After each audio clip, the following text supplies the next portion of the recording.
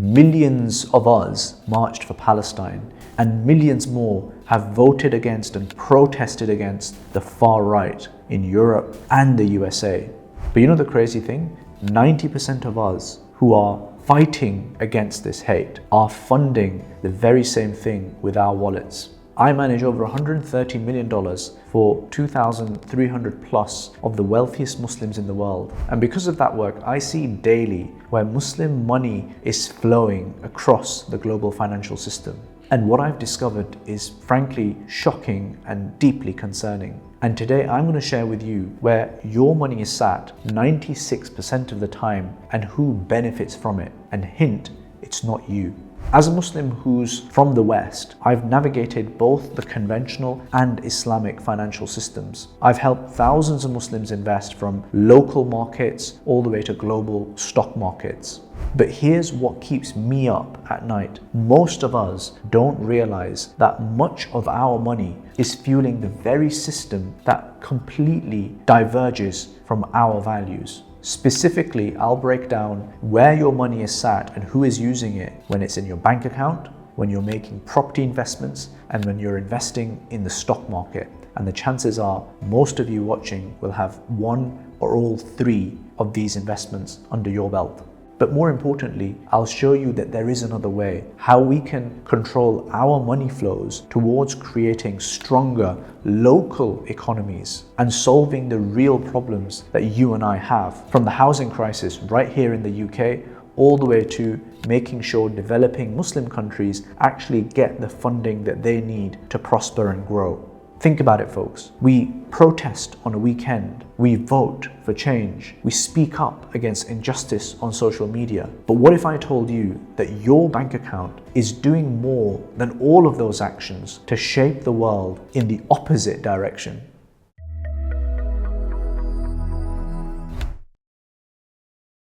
Okay, I want you to think about the global money flows as an irrigation system. The farmer grabs the water from the river or the canal, and whichever field that water stops off at, that's the field that's going to grow. The big question is, in this global economy, which field does your money stop off at? So let's take it right down to the basics. You make the money and it goes into a bank account. Where does that money actually come from? Well, it comes from another bank account, from your employer's bank account, for example. But if you zoom out, you actually see that all of this money is sat within the same banking system. It's just moved from one account to the other. Regardless of where we put our money in this banking system, we are helping support the banking system. This is the first field that our money is irrigating. In fact, the only money that is sat outside of this banking system is the cash that you and I use. Just 4% of our money supply is held in cash these days. Now, you might think that when you transfer your money out of this bank account and buy a property for the first time, that's a major transaction, and surely that's now going to be leaving the banking system entirely, right? Wrong. Because you see, the vast majority of the properties that we buy today are bought on a mortgage. And what banks do, now we've got this big pot of money that's always accessible. They take a portion of that money and they lend it to someone as a debt, and they take the security over the property. So in effect, with all of our property investments, we're actually supporting the interest-based debt system. This is the second field that our money is irrigating. Now, as Muslims, we know that interest, riba, is so forbidden in Islam that it's as if we have announced war against Allah and His Messenger. That's how the Quran describes it. And yet, with every property transaction that we engage in and every banking system transaction that we are part of, inadvertently, we are actually supporting the very system that pumps riba into the financial system. How crazy is that? That all of these people that you see in this picture who are protesting against austerity, their money that is sat in their bank account is the very money that is enabling this entire debt system, as enabling austerity. Now, there is actually one other way that our money exits the banking system, and that is investments. This is what happens when our money leaves the banking system and we invest in, for example, the stock market. So the big question now is, where exactly is our money going when it goes into the stock market? Well, the crazy thing is, and most people do not realize this, that the vast bulk of the money that goes into the stock market actually ends up in one country, the United States of America. The US makes up at least 50% of all global stock markets. And from some pension funds in the UK, the money flows from our pockets, our pensions, to the USA can actually be as high as 70%. Now I'll give you an actual example. The HSBC Global Equity Index, where pretty much everyone in the Muslim community in the UK today, their pension is sat in that fund. It's a fund worth about £6 billion. And you know where 84% of that money is sat? It's sat in the United States of America. So for Muslims, it's not 50%, it's not even 70%, it's actually 84% of our investments, particularly in pensions, is making its merry way across the Atlantic and into the US economy, into the US stock market. And this is the third field that our money is irrigating in the global financial system, the US economy. So folks, it should now be pretty clear that the vast majority of our net worth is actually either supporting the banking system, the riba-based lending system, or the dominance of the US economy and the US as a country. That's the three places. As a side point, folks, your money is investment, but so is your time. And you've probably learned things in this video already that no one ever taught you in any school before. To make sure that you are investing in your own financial future, make sure that you subscribe to this channel so that when we are sharing things like this in the future, you're the first to hear about it. And please feel free to share this learning with your friends and your family too. There are actually some really serious implications to where our money is sat 96% of the time, because those are the fields that are now growing, and that shapes a different type of world than the world that perhaps you and I would want to live in. When so much of our wealth is sat in a bank account, this is the list of people that we're actually mostly helping out, and it's no surprise that these are some of the largest companies in the world. The implication is that our money is helping this riba-based system get its tentacles deeper and deeper into our society. And when we make investments in the USA, we are doing it to the detriment of local companies and local economies, which end up missing out. Let me give you a really concrete example of this. The top 10 largest US companies, just in the US, they by size dwarf all other stock markets across the world. So you've got stock markets with all of the companies from certain countries together. They all are not big enough to be even larger than just 10 companies in the USA. We are literally feeding our masters and making their hold over us stronger and stronger with the money that we have. And by the way, the only government that these companies properly pay tax to is one country, the United States of America.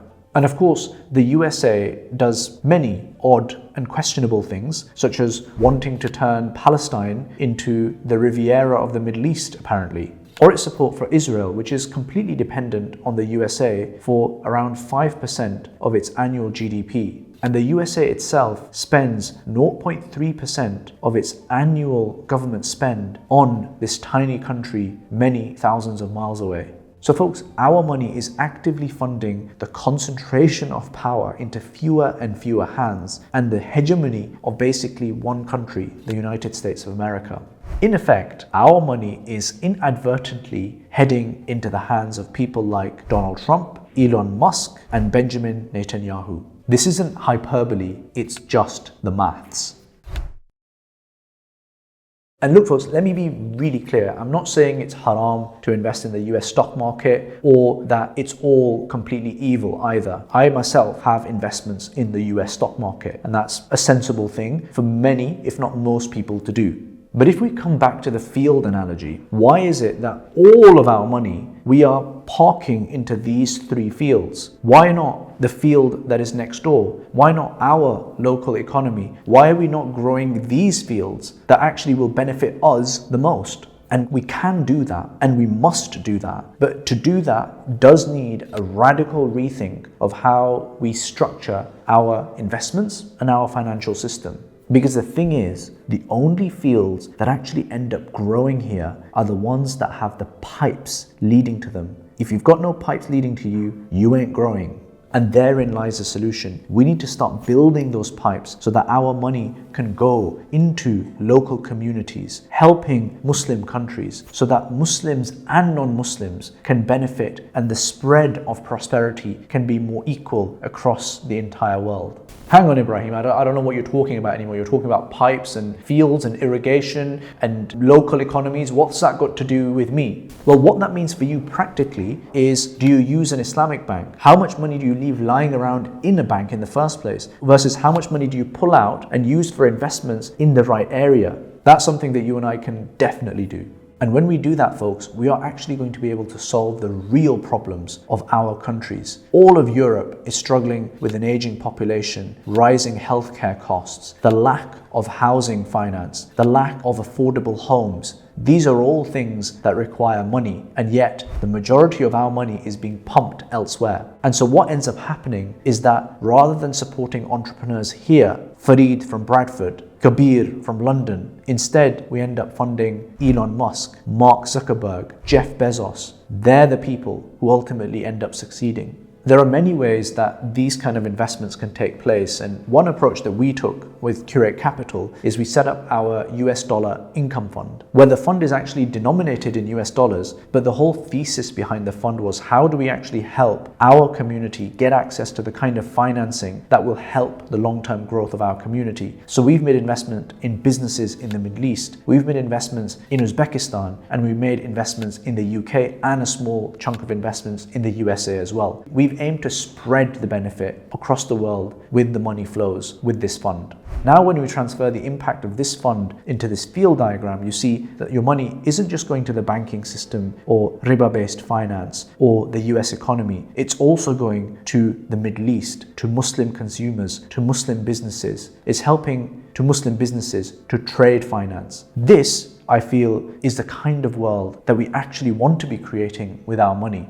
So folks, that's the state of affairs. 96% of your money and my money is creating a world that we don't actually want. But there is a better way, and it basically requires investment firms like us to start building the pipes, and for people like you to start using those pipes to get money into those places that are currently overlooked. But long term, if these places, if these fields are starved of any more money for any longer, then unfortunately we're going to get to the point of no return. And at that point, we're just never going to be able to catch up with where everyone else is. And for people like you to use those pipes to actually get the money to where we want that money to be going, and we want these fields to be growing and prospering as well. I'm hugely optimistic about the future, and I can see these pipes being built by not just us, but other Islamic fintechs and investment firms across the world. Inshallah, you and I can help spread this message, and slowly but surely, we're going to get these fields growing for everyone's benefit. Until next time, Assalamu alaikum.